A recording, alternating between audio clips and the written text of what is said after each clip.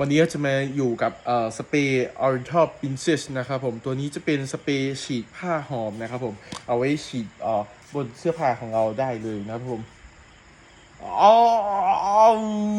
หอมมากเลยนะครับผมในวันที่ฝนตกแล้วซักผ้าแล้วมีกลิ่นอับอะไรอย่างนี้นะครับผมหรือว่าเสื้อผ้าที่อยู่ในตู้นานๆแบบต้องการที่จะมาใส่แล้วมีกลิ่นนะครับผมอันนี้ช่วยได้นะครับผมก่อนออกไปทำงานก็ได้นะครับผมฉีดไปเลยนะครับผมฉีดลงบนเสื้อผ้าของเราตอนเช้าก่อนไปออกทำงานนะครับผมเสื้อปกติอย่างนี้นะครับผมเพิ่มความหอมให้กับเสื้อผ้าของเรานะครับผมดูดีมีเสน่ห์นะครับผมใครสนใจนะครับผมของOriental Princessนะครับผมกดดูรายละเอียดของสินค้าในตะกร้าได้เลยนะครับผม